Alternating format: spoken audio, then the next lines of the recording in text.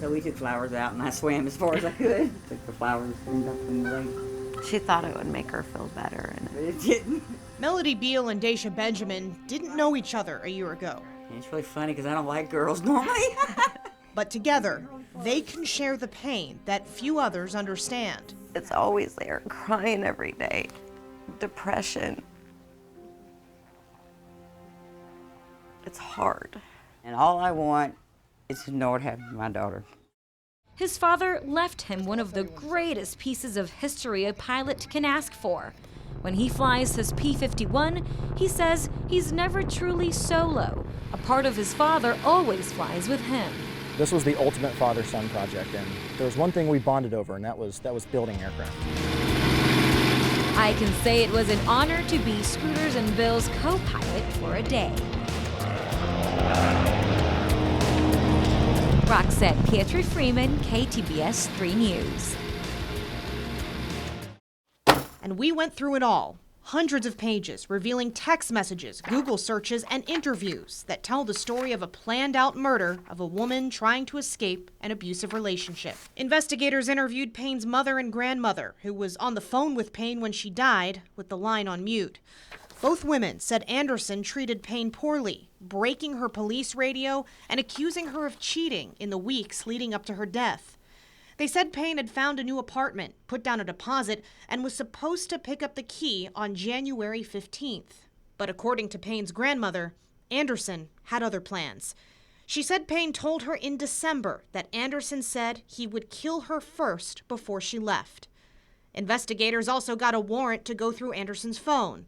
What they found revealed to prosecutors a deadly plan in the works. Deleted Google searches included, but were not limited to, shooting insurance, does Aflac pay for gunshots, accident insurance, gunshot wound to arm, gunshot wound to leg, and can you die from a gunshot to leg? Joe's surgery is next. We're looking forward to it on our end. Ready, right? Yes, sir. He's now at that age between 60 and 70 years old when cataracts are common. Right away, you're going to see a difference. Because of special eye drop use post-corneal surgery, Joe's cataract is dense. If you'll look a little bit toward me to your right, you feel a little bit of pressure here. So Joe had an advanced cataract, but over the last several years, as he's had to use steroid drops to the point where he was hardly seeing, he was legally blind in that eye.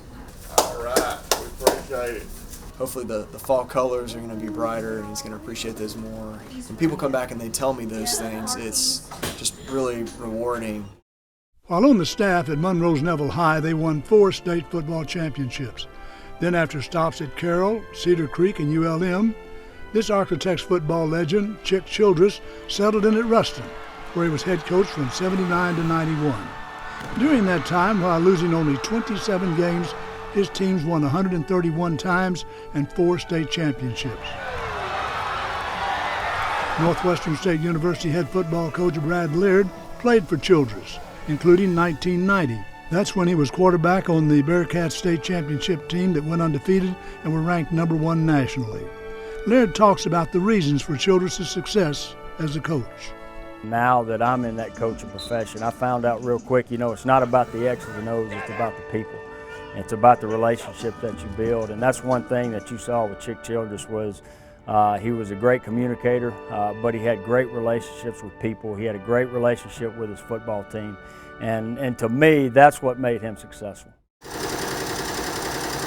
Owning your own business is the American dream. Oso Designs and Embroidery owner Sandra Slaughter is not just dreaming it, she's living it. It's a lot of hard work, but hard work pays off. When she started in the embroidery business back in 1995, she was on the technology side, traveling from her home in Doncaster, England, to the U.S. on a work visa. Getting a work visa wasn't a simple push of the button. I had to prove that nobody else in the States had the knowledge that I had. 911, what's your emergency? Oh, my wife just committed suicide. Okay. What's it? Dennis Morgan made the call around 2:30 in the afternoon. He told the dispatcher he'd been out all day, came home and did yard work, and then found Martha's body on the floor. Oh, my wife. Okay. Can you tell what she did to herself? Oh, I don't know. Oh, she's bloody all over. Oh, she's done gone into rigor mortis or whatever. I can't even turn her over. On February the 19th, 2011, I got a phone call that my mom was dead. My father called me. As soon as he called me, I knew the way he was talking that he had killed my mom.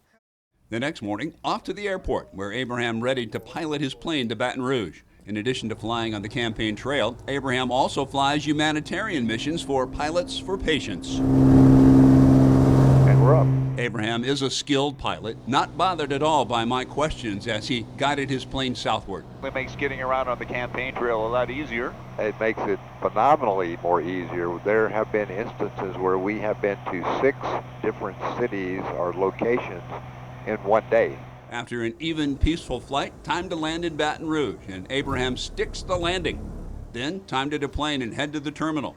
First stop in the capital city, Abraham headquarters, past the campaign signs, where Doc shows off his other skills, vaccinating the campaign puppy. Yep, Abraham's a veterinarian too. The band's Star Chamber isn't new. It formed 8 years ago under the name Factory, with members Corey Bissell, Amanda Tamaccio, and Anthony Tamaccio. People definitely not new to each other. We aren't just all friends, siblings, ex-lovers. 2 music teachers and a music enthusiast with a flair for cracking jokes. He's my older brother who's like playing Nirvana as loud as can be, and to me it was like the best thing I had ever heard because I was 5. And I was like, I'm gonna make sure my little sister's cool. Yeah. So even though I wasn't, you know. Snapchat is an app that lets users send photos and videos that disappear after they're viewed. But snaps of these documents, stolen from a Sabine Parish Sheriff's deputy's patrol vehicle, have triggered a litany of problems that aren't going away anytime soon. In August 2018, Judge Brown's secretary checked a copy machine, then found someone had hacked into a confidential file used by judges on the Williams case. That's when the Caddo Sheriff's Office started investigating. In its reports, detectives wrote that Judge Brown's clerk, Trina Chu, had downloaded documents from that off-limits case to her own flash drives and emailed legal advice to her friend, Williams, who then forwarded some of that communication to Judge Brown on his Second Circuit email address. But the athletic department took by far the worst hit of anyone or anything here on campus. Of course, all things considered, everybody is just glad no one was seriously hurt here at Tech. It sounded like a freight train, like it was crazy. And I was like really scared, I didn't know what it was. Just nothing but wind and gray. So we decided to just go to our bathroom and stay in there until it passed. And once it passed, this is what the storm left behind. Toppled power lines, downed trees, athletic fields in shambles, debris everywhere. Pretty emotional. You know, we work every day to try to make this a special place, and then you see it get torn apart. It's pretty dramatic. For that, Louisiana Tech President Les Geis says he'll offer counseling to anyone who needs it. He's not sure how many students living on or off campus will need a new place to stay, but he's ready to offer help there too. We're reaching out to them and saying, if you need a place, you know, we've got some additional capacity on the core of our campus, in the core of our campus. But it's the athletic department that really has its work cut out. Baseball, softball, soccer, tennis, all of those, you know, are devastated.